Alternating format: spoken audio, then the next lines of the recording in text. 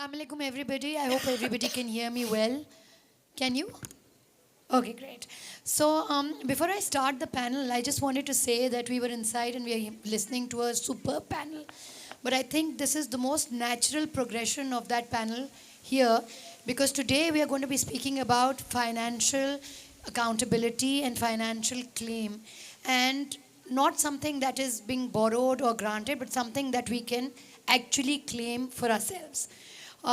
For decades, you've seen that finance has always been a man's domain where women are allowed to enter, they are allowed to follow, but they're never allowed to lead.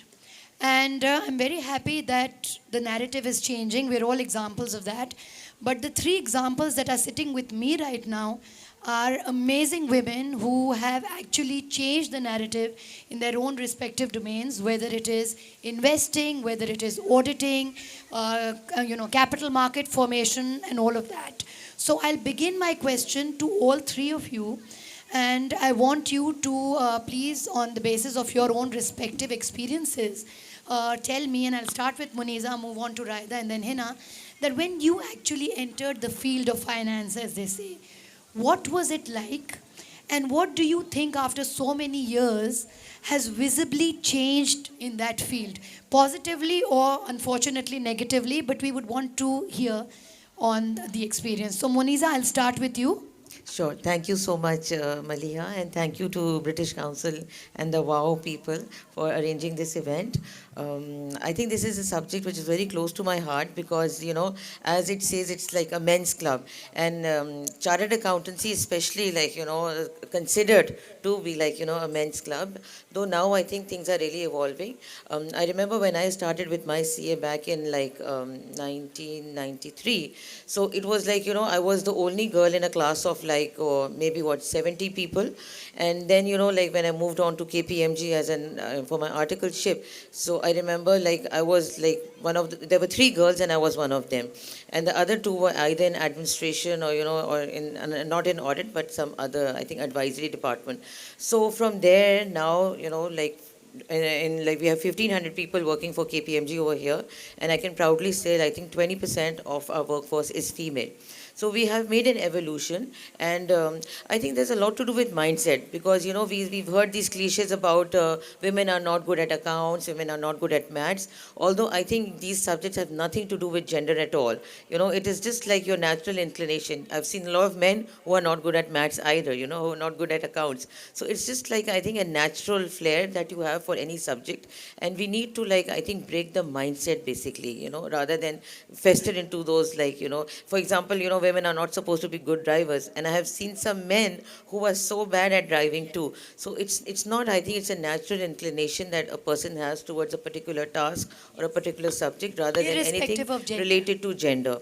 Yeah, so in my field, I think what I have seen basically, it's like women have, they lack in self-belief basically. And I have been a victim of that too, because women feel that maybe, they might be working equally or even harder than their male counterparts, but they don't have that confidence. That self-confidence is lacking, and they feel that maybe they're not worth it.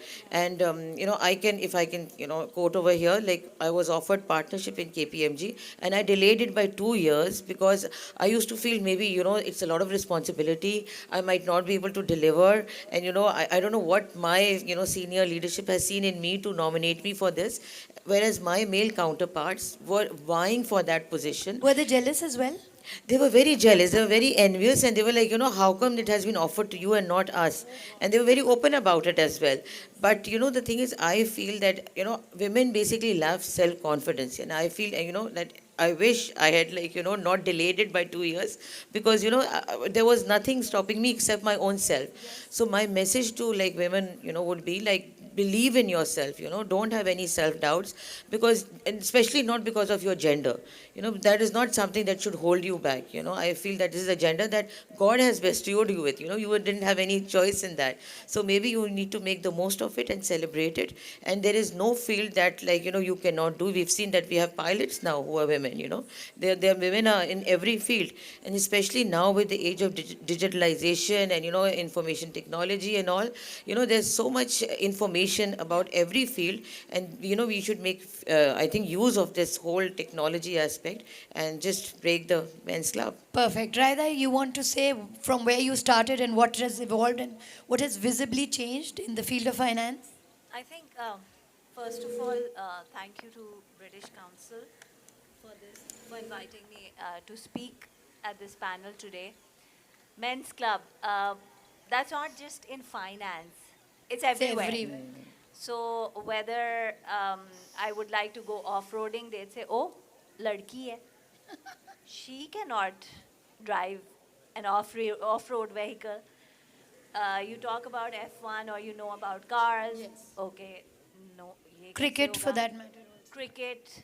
So there are so many things that are assumed to be men's domain. And women were not welcome. So it's not like it was moved, women were moved out. Women were never welcome. Women were never part of it. It's structurally created that way. When we come to finance, it's generally considered that that's a men's job. So whether it's career base, it's a men's club, because not only are they at work together, they can hang out together later as well, where women don't go. And it's considered okay for them to hang out after work also. Now, a Precisely. girl hanging out with guys is also taboo. Yeah, so women were, I would say, it's structurally eliminated or sidelined from those, those groups, those get-togethers. But when we look at it today, I think over time, access has been created. Women are participating. I mean, if you look at a couple of years ago, there were only 5% women on the boards of listed companies. Today, there are more. Regulatory nudges have actually, helped get more women on the board. So the policies, the frameworks, all those are evolving not because there's a need or anybody wants to do it, but because there's a lot of international pressure as well to adopt sustainability, to adopt governance, And in to have inclusivity also, equality, diversity, inclusivity. D&I. So all those are the factors at play which have led to the fact that women are now included, considered. There's participation, but I still feel that there's a lacking in the participation and moving towards the leadership roles. Okay. So yeah, That's the shift. that's the shift. Hina, would you like to add something to that, please? Yeah, thank you so much. Thank you, British Council, and wow. It's a very interesting topic, I would say, because, my journey had started in Pakistan Stock Exchange, which was around 24 years ago, with AKD Securities, part of the sponsors group as well. It was very interesting because when I used to walk into that building, I would not see any lady around except one or two secretaries. There was not a single lady moving around on the floor or going to any executive level. Going forward, okay, 1 year went by, 2 year went by, 3 year went by. For 3 years, I don't even remember I was invited to any board meetings. Oh my God. Because everybody would be just like, oh, what will she do? What will she know? The male counterparts that I had at work, they were very, very welcome. And, it was just that, it was like that time it was more like a phone call and not emails. So they were just like, oh, please come. And, we have a meeting, we have a discussion regarding this and regarding that. So, okay. So 1 year, 2 year, I also wanted to make sure that I know it all before, because that's what you do, right?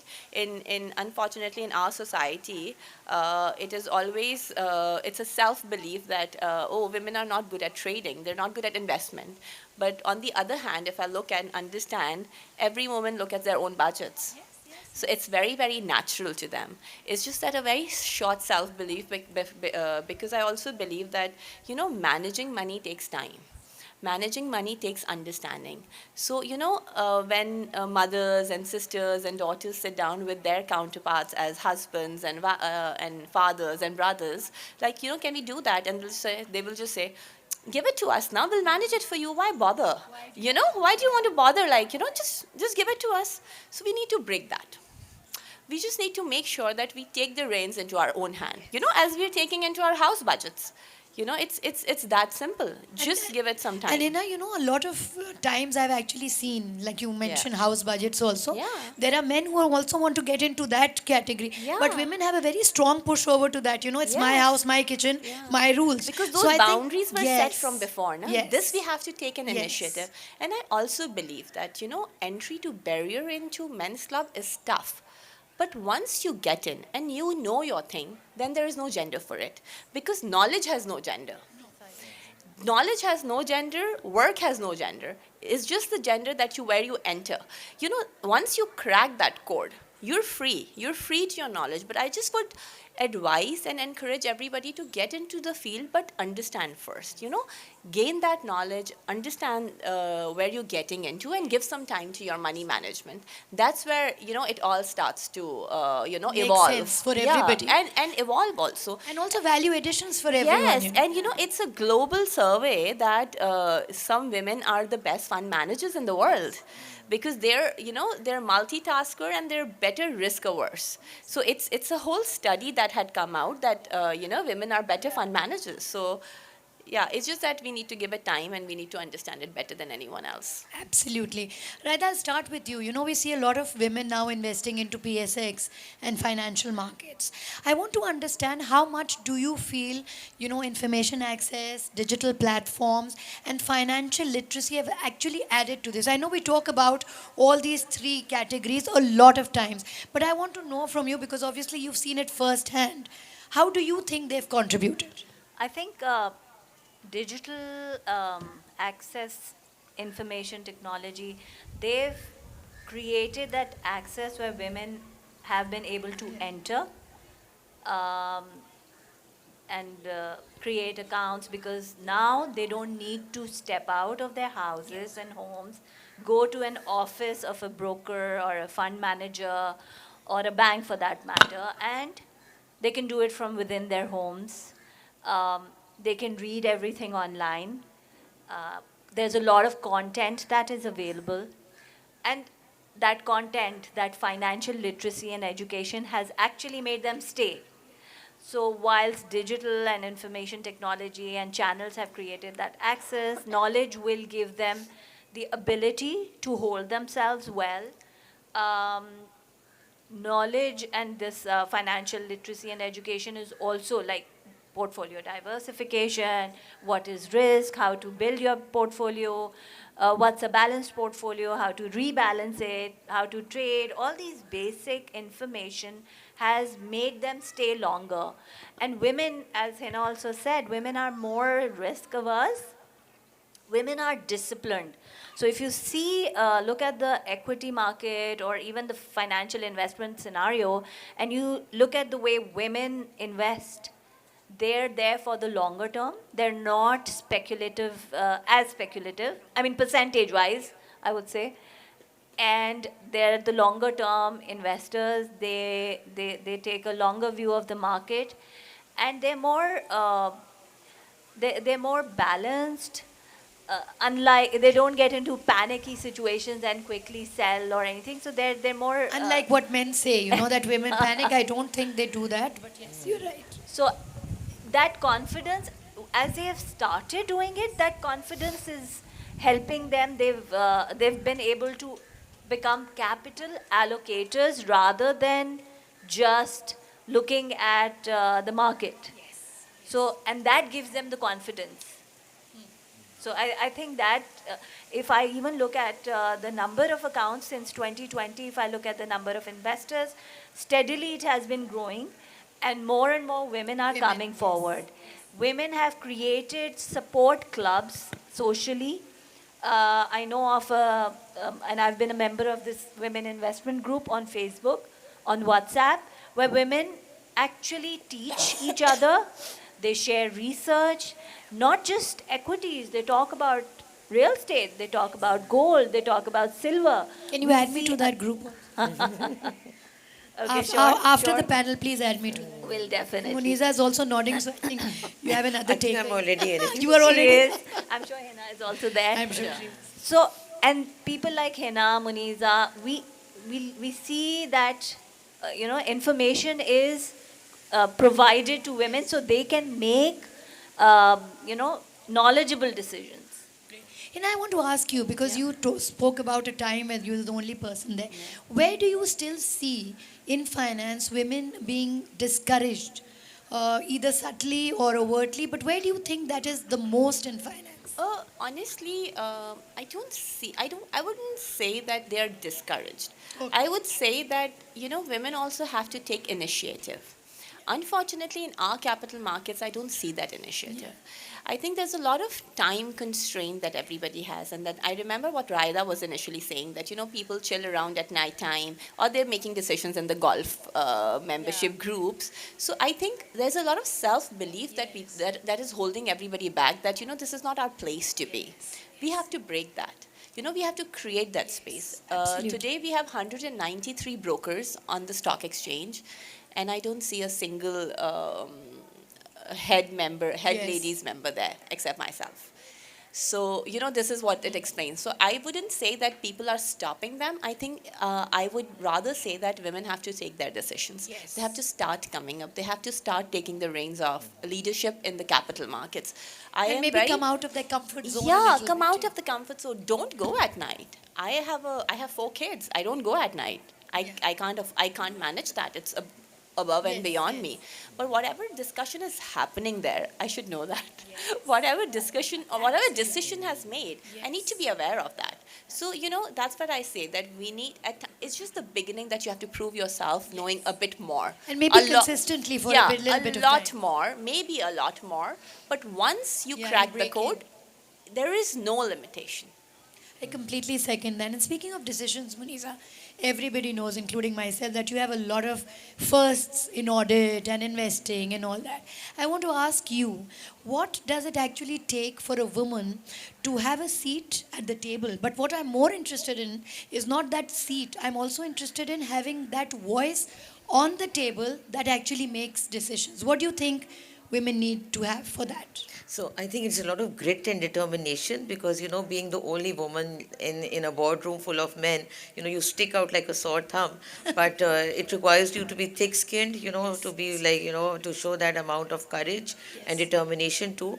Because a lot of many times it's happened, because it's as we say, it's a men's club, and in boardrooms also, they have their own language, their own codes, their own connotations of matters and all, and you sometimes do feel left out. And it can be a way where they are doing this to make you feel left out, so that you just leave, and you get discouraged. But that's why I said, it's a lot of self belief, a lot of determination. You need to be stubborn in what you want. You have to show them that you're thick skilled, it doesn't matter to you. And then I also feel that you have to put them at ease. You have to tell them, okay, we're together in this. We're on the same Yeah, team. we're on the same team. And because most often I've seen that more than anything else, men are just wary of women, because they feel they're not sure how you would react. And as I said, there's certain words that they use, certain Yes. connotations and all, so they're not too sure if they can be comfortable around you. So I feel you just need to put them at their comfort level too, and tell them it's fine. I'm equal a partner in this as you. And I think once that is done, then you really hit it off very well. Yeah, but the only thing that I wanted to add to the previous conversation is that when men leave the office at 7 or 8 o'clock in the night, for them they're just done for the day. Yes. But for women, because it's a dual responsibility, we have families to look after. So for us, another role is starting, where we are also like the primary caregivers. We're also looking into our children, our And that husbands role and our where you family. also have to be very mindful. Mindful, You can't just exactly. do it like a business. Yes. So, for as us, the usual. day is not ending. For us, another role is just starting. It's another when job starting. Another job starting. So, it's, I think, double the responsibility and double the pressure, in that sense. So, we are just in it together. And I also feel, I think now the trend is changing, because, the generation before us didn't didn't see so many women in the workplace. So, they had their own set of ideas and, concepts and all. But I feel that, my kids, I have two boys, they've always seen me working. So for them to see women in the workplace, they would be like more accepting and more, they would embrace it more. And since women make up like 50% or more of the population, so now, there's no concept of them sitting back at home and not working, need for everybody them. has to work and contribute to the economy. So, I think it's going to be easier for this generation that is coming in, because they would be more enlightened towards and more embracing towards the fact that women are coming and working, and, they're part of decision making, they're part of boardrooms, the corporate workforce. Another dilemma that I have seen is that, if you pick up the results of any college or university, women are topping over there. But you don't see those numbers translate into the workforce, because naturally, they have a family, they need to balance stuff and all, and that's where I feel that, we need to provide them with the infrastructure, a lot of hand holding, mentoring, sponsorship, so that, they can translate themselves from that college or university degree into the workforce. We've seen, like, there should be adequate daycare centers, safe transport facilities. All these, facilities Absolutely. would definitely lead to more women representation into the workforce. And Muniza, I think I'll add to that. I sit on two boards, and I've realized that one thing that women don't do in those boards is they don't ask questions, because they're very scared. I have never shied away from asking a question from a male counterpart saying, I don't understand this. Can you explain this to me? And similarly, in multiple instances, they've come back to me for marketing and terms, and they've asked me, can you tell us what this is? And that is exactly what it is, because it's the same team. If you don't understand anything, whether you're a male or a female, you're allowed to ask. Exactly. Right? That's why I said it requires a lot of grit. Yes. You need to show that grit, that it's Yes, fine. yes. And yeah. once they know that you're comfortable with asking questions and learning, and with them asking you questions, I think. Like And Maria, Hina if I said, can quote an incident over here, I Please remember do. I once asked a question, and then one of my male counterparts later on told me, thank God you asked, because even I didn't understand that. So, it's like, it's fine, it's for people not to understand and ask questions. Yes, yes. Yeah, it's very normal. Raina, I want to ask you, how do you think market participation and corporate governance can become tools for women? Yes, earning tools, but also tools for them to lead. Because right now they're only using those tools to earn more, if I may just be very blunt about it. But how can you use the same things to lead? I think women, when they earn more, um, I think market participation will give them the power to make the decisions, finance related decisions, and knowledgeable decisions. So once they start allocating capital, they understand corporate governance, what is it all about, what are the risk parameters, what are the policy frameworks. Once you understand and have a grasp on them, Then you can. that is the beginning where they can actually go into decision making roles. And decision making roles will give them that leadership influence, which will elevate them to the leadership roles. I think one more thing, it's very important to understand in corporates what happens with the pressure to report on the diversity and inclusivity. Yes, organizations are hiring more women, but what's happening is that those women are being added into support roles Yes, mainly. yes, yes. So whether it's HR, it could be corporate comms, it could be administration Marketing. roles, marketing roles, other roles where client service, customer care. These roles are generally support roles. You see, women are less added into business, leading front roles, strategy, finance. So what happens, a CFO, there's very few CFO women. There are few business women or women leading business units. So irrespective, the support roles do have a limitation. A customer how many times have you seen a customer services person become a CEO? This whole thing is actually narrowing the pipeline for women to go to senior roles, C-level positions, or to board. So it's, the board level is further down. Exactly like what Muniza So, mentioned. so that that is where the women need to, and I would add to Hina's comment that the women need to take the initiative, be able to push through. You don't have to be aggressive, you have to be ambitious. And you don't have to be very good at also what you Exactly. can learn. So, and there's no rocket science. Women do a lot of decision making in the day. In one day, a woman takes 20 decisions uh, without really stopping and procrastinating. They don't have the luxury to procrastinate. Hence, I think they're better decision makers. They're quick on their feet and multitaskers, we all know. So I think we should not undermine ourselves. We should have more confidence in our abilities. And it's okay if we don't know something, but we can still learn. Absolutely. Hina, I want to ask you, do you feel that there are any unspoken rules that are there in the male dominated financial spaces that women have to abide by? And if you feel that there are, would there be one of that you want to just dismantle completely today on this panel? I would say a lot of clubbing. A lot of clubbing happens, a lot of counterparting happens in that. That's the reality. And that is also a reality because there are no female members to it. So once there are no female members, you will expect. you can't expect, right? You will anyway seize those groups, and you will anyway seize those group working out. So, and then there is another thing which is very relative to capital markets is the language. So it's extremely relevant, I would say. But that is also because it has been part of the culture because there were always only men. You wouldn't have a female member sitting across the desk for anyone to behave. So that's also a men's club then. They were just sitting amongst each other, carrying their own culture, carrying their own aggression, and they don't care that, if there's nobody sitting and listening to them, this is okay and cool for them, right? But they have their daughters and their wives sitting, they would not be in that language, right? So this is not a myth, it actually happens. It does. And I've actually witnessed this firsthand. I'm sure. So, yeah.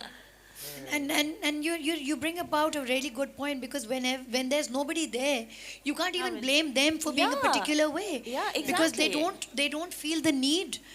Because it's exactly the same situation for them. It's the same personality sitting across each other, sharing the same language, sharing the same aggression and frustration, and they all understand each other. So They good, all understand, good, yeah, that's true. good for them. Okay, I want to ask all three of you, Yeah. starting with Muniza, that you've all spoken about amazing points. I want to bring about a point of mentorship, which is very important. But I also want to know, is there a particular specific kind of mentorship all three of you feel for women in finance? Muniza, I'll start with you. Okay. So, I think mentorship is extremely important. I did touch upon this, earlier And I on. wanted to say when you Yeah. started that, we'll come back to Yes, this. yes. And the thing is, I think there's been lack of visibility, opportunity, sponsorship.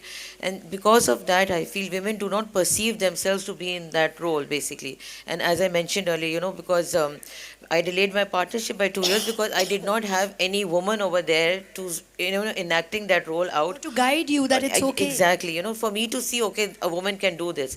So because of that, I think mentorship is extremely important. And for my Institute of Chartered Accountants, I'm a mentor on their board, and I've mentored quite a few young professionals and all. And initially, they thought that the females will approach me, and it turned out that more men were approaching me for mentorship than females. So I think this is such an important aspect because because people are at crossroads. There are certain decisions where they need that hand holding, they need that confidence to take that decision. And as a mentor, you don't take decisions for them, you just guide them. You guide them according to their needs and their whatever is available, the options that are available to them. So I think it is a very important aspect, not only for women but also for men, because when you start out your career, to learn from the experienced members of the profession or of the fraternity, that experience is invaluable. And I wish I had that mentorship to me. I would have taken a lot of, I think, different decisions than what I have taken now, but then all's well that ends We well. all do. you. But well, such is So life. it's extremely important, I think, that we provide that form of mentorship, especially to women, so that, they have that confidence in them to go ahead and take that decision, or that promotion, or that new job that they are, like, thinking about. And Yeah. as you mentioned earlier, also some men counterparts came Yes. to you and said, why you also to handle that. Yes, And, exactly. and not say that not going to take it because I feel that there's a lot of resentment coming, but just embrace it. Yes, exactly. Yeah. Raida? I think I'll add a little bit to on that mentorship with a bit of access, because without that it's incomplete. It's like reading the theory but not having the practical, uh, you know. So we need organizations, or we need programs that when we talk about mentorship, we need programs where the mentorship is coupled with sponsorship, visibility, nominations, giving access, and to women, whilst doing that mentorship, giving them that access to attend forums, market related forums, boardroom meetings, be there on the stage in the thick of things. Yes. So, so there you're able to actually give them the theory plus give them the practical application and presence and that whole environment where they know how to and learn how to present themselves, carry themselves, and and the mentor should be sponsoring them as well, whilst even if they're not there, there's somebody who should be talking about them. No, and women, what best, women are the best for each other. So if I'll come back to that point. How good are we for each other? That I need to come back. But Raida, did you do something like that? I believe you've been mentoring at the PSX as well, right? yes, at PSX, at Stan Chartered, Yes. as well as at other forums, I've been working with the Indus Valley School of Art and Architecture as well, helping them. So yeah, I've been around and do that once in a while, but it's not like Muniza is more aggressive and more focused on that. I do that at a slightly different level. Okay. Hina, I want to ask you the same question, but I want to have added twist to that. Everybody is talking about the importance of mentorship, and I want to know exactly, is there a difference in mentoring a woman who wants to come into finance based other than the support functions? Do you believe that is, and if it is, what kind of mentorship do you think women who want to come into finance should get? You know, I'm really glad you've asked this question because that's what our theme from 2025 has been. So I would say in capital markets, we don't say mentoring, we will start with awareness. Oh, yes. So here, what happens that, women were not aware, they didn't even know what to do, and the counterparts, the male counterparts they didn't have time to make them understand. So at AKT Securities, what we have done, we've started taking the responsibility of creating awareness workshops. So we're doing them religiously now. There's one happening in Lahore today also. Oh, So, and the kind of feedback that we have received, it's been amazing. So this is what, in capital market terms, this is what mentorship is. You know why? Because I'll just give you 3-4 points that please. what we start with. It is so basic as understanding a savings account. So if you talk to people, people will have no concept of having a saving account. Number 2, so there's an opportunity cost there. Okay. Then there is no concept of understanding the companies. So there is no relevance that, we all wear image. So the more we buy, it transpires into the earning, right? So it is the awareness. So I also always quote this that, capital market is one of the brilliant places to open the doors to understand. Because this is one place where you would know about every sector that, makes this economy. If you're working in textile, you would just know about the kapra and Yes, the, yes. you would it's just going to be sticking to that. Once you enter PSX, You would know the macroeconomics of the country. You would know, what are you importing. You will you'll understand numbers. And the bigger picture that contributes to everything. And then, once you read the news, you start relating the news Understanding. flow. So this was my basic thing to make people aware of that. When you're reading the newspaper, okay, BYD, where is it transpiring? It's going to HUPCO. You're seeing it on the roads. It's as basic as that. It's your choice how detailed you want to go, but at least take those first steps to know. And the kind of response we've received has been amazing for this. So this is what we're doing. We're just telling them, like literally when you talk about hand-holding, it's basically their hand-holding to take them to investments, Women are really savvy when it comes to gold and silver. The kind of returns gold and silver has given in a year's time has been unbelievable. So the beauty is that once you're investing into equity, you can actually invest into commodities as well. Yes. So, people. But then you have to understand that difference also, like you mentioned. Exactly. But unfortunately, in the past 5 to 7 years, since banking boom has happened, everybody has moved to consumerism more. So, the concept is, okay, you take this card, you'll get 10% discount, you buy more. Yes. So, we need to actually have a mindset shift. So we're not only teaching people to start saving, we're teaching them to save and invest and then grow. So it's a whole pyramid that need to start working on. You also mentioned earlier about the jargons for capital markets, right?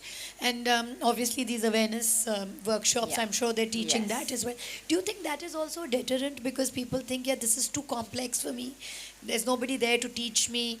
I'd rather take, and then it takes too long to reach a particular level. I mean, hierarchy in the organization. Do you think those are deterrents as well? Honestly, never. What I have realized in the past that nobody ever has given the opportunity to women to come and ask questions. Yeah. So when we hold these workshops, there will be people sitting, and we keep 50% of our time to answer their questions. So they will ask a very basic question which they're allowed to, because that's where clarity will come. Clarity only comes when you ask questions. It never comes anywhere else. Aapne jitna sun liya, whatever research you want to do, whatever podcast you will listen, until unless you clear your own head and you ask questions relevant to what you're thinking, you will never get clarity. So the theme of our workshop is we give a small basic presentation and it just goes question and answers.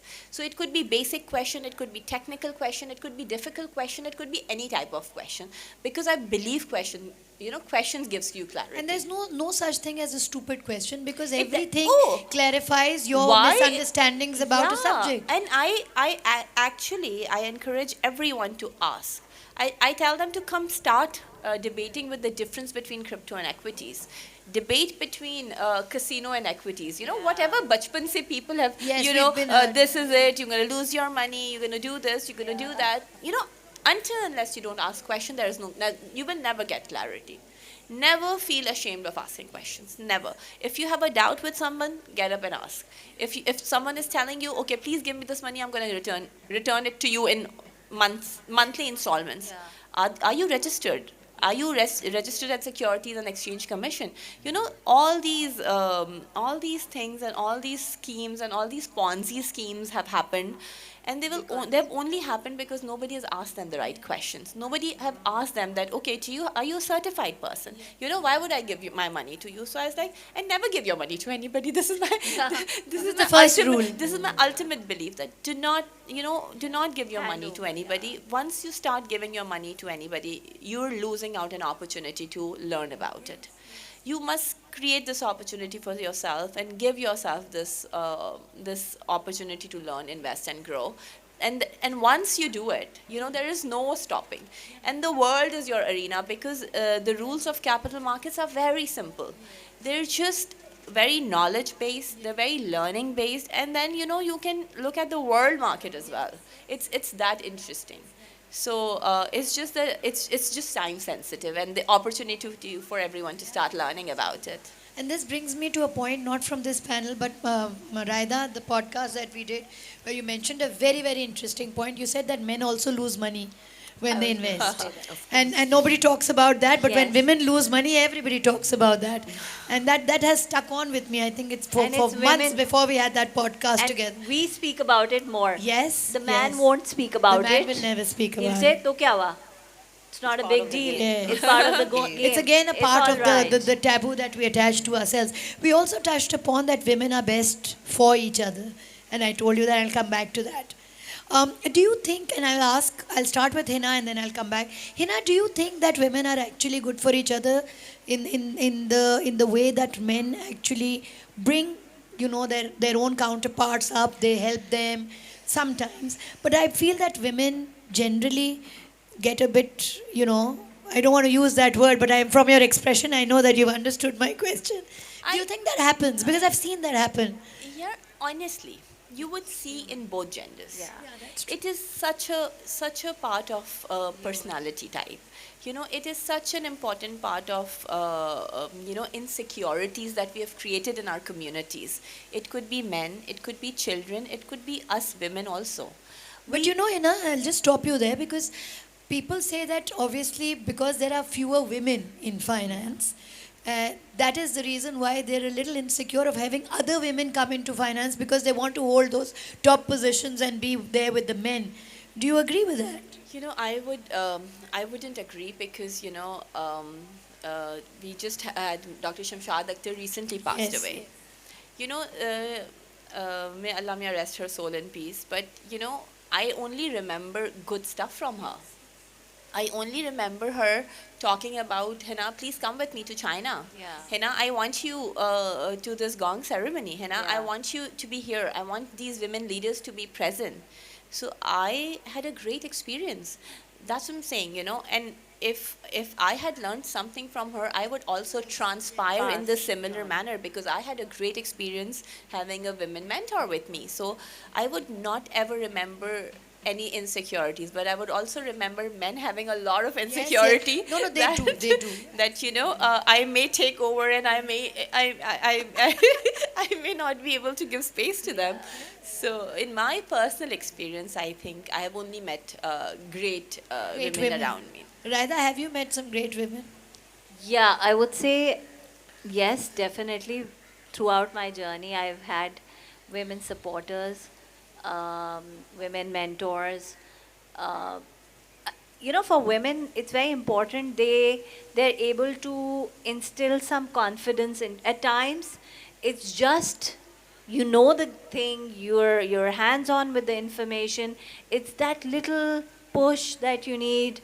That one sentence that you can do it. Or just that look of motivation Yeah. or appreciation? And I think women can do that, and I've myself tried my very best wherever I can push women forward. And I say it's not men or women, it's professionals.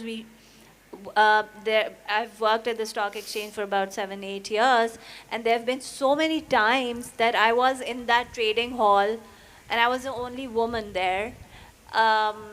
Muniza would sometimes be there, Hina would be there sometimes, but there were times when I was the only woman there. All alone. And but if I looked at myself as a woman at that time, I would not be able to deliver whatever I was doing there.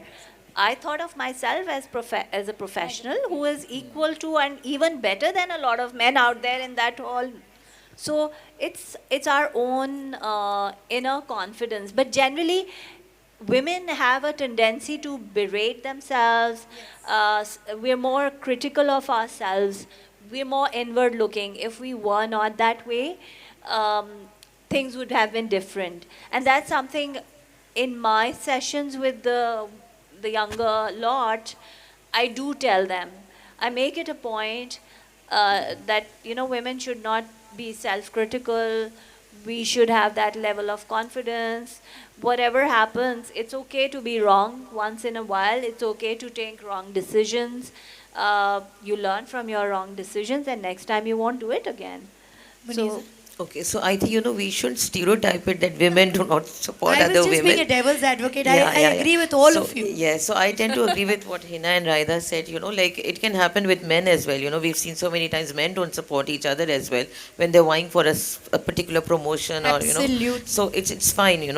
But I'd also like to take this opportunity to let you know about this group that I'm part of. It's a steering committee which has 9 members. It's called the Women for Board Allies. So out of the 9 members, 3 are men, and the rest are women. And we started out by when the governance came that there has to be like one woman on the board of a listed company. So we started out as an informal group, and we started taking out these directories where we would feature women, so that these corporates would have like assistance in like identifying the perfect fit for for their board, like for and also cater to gender diversity. And from that, now we are progressing towards making a women leadership institute, where we are going to be mentoring and as well as training women, see the nice. training need analysis, and then training women and grooming them, taking women from middle, from the middle apart, and then upgrading them, and and having their career progression, and helping them and providing them with the facility of mentors and sponsorship opportunities and all. So and out of the group of 9 people, so 6 are women in that. So we can't say that women don't support No, other no. women. I think it's a stereotype, and women are out there to support each other as And well. I think it's for all every gender has people who want to Exactly. bring people down. Every gender has people who want to actually see people thriving. So Right, it's not exactly, gender yeah. specific. As So I true. said before, and as a disclaimer, I was only being a devil's advocate. I agree with that. I want to ask you, just in continuation with that, if I were to ask you, what would a gender equal, gender balanced financial system for us look like in, let's say, 5 or 10 years? What would you say that would be? Okay, so I feel it's not about equality, it's about equity. Yes. Yeah, that's the difference between because equality is giving everybody a shoe to wear, but equality is giving them shoes that fit them according to their size. So I think it should be more equitable. And as I said, women make up more than 50% of the population. So we cannot have them out of Not the at all. financial net and not have them like, save, invest, earn, and contribute to the economy.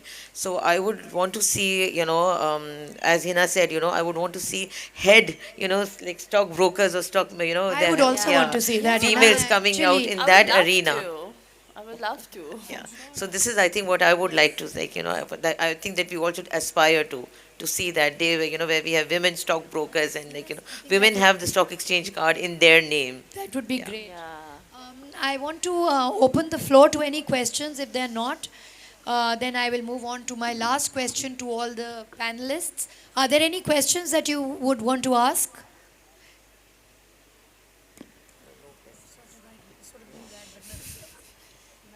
Okay, but I want to end with just one piece of advice that you could give to those women who still think that finance too complex, not for me. Where should they start?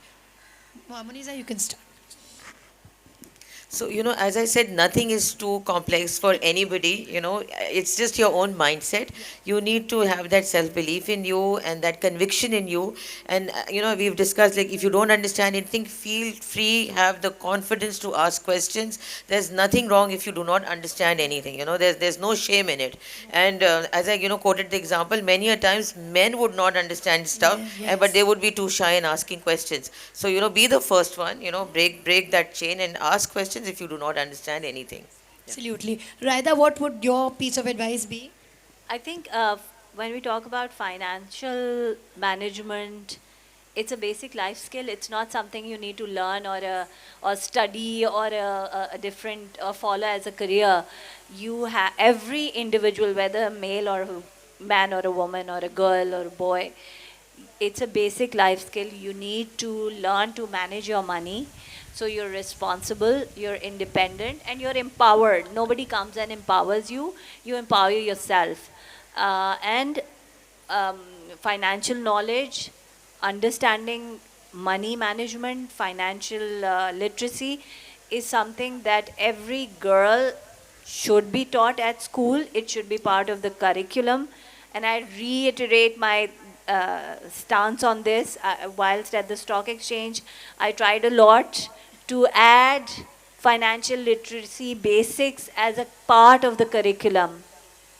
They should be taught, I mean, at different levels. As you move into the higher grades, it's more advanced, But it's because always you need starts- to learn to starts here. manage yourself and your money. In Pakistan, culturally, women are not taught money management कि ये लड़के का काम है या financials या income आदमी का काम है, which is not the case. Every individual is responsible for their own money, and that is how we will as a nation prosper, because when women contribute to the economic outcomes and capital allocation is when they'll be empowered in the true sense. Absolutely, I couldn't agree more. Hina, anything that you would want to add? Yeah, I think financial literacy need your time. You just need to, and I would say when you were talking about digitalization and all of that, there's so much content available now. Us as brokers have also become so responsible in providing the content.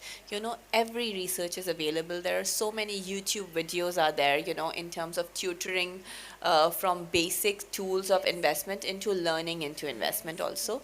So, give yourself time, give your money a little bit of time to learn, create a knowledge base and work on it. That is it. You don't need more for that. Excellent. Ladies and gentlemen, the three women who are sitting with me are an absolute proof that financial authority is no longer begged, granted, or borrowed. It is something that you can claim. And what we've actually done, hopefully successfully in this panel, is that we've spoken not about permission, but we've spoken about power and the actual dynamics that are needed for women to break into the men's club and to lead in finance. Thank you very much. You've been an amazing audience, and I want to thank each and every one of you, Hina, Raida, and Muniza, for giving me this opportunity to have this conversation with you. I loved it, and I hope the audience did too. Thank you very much.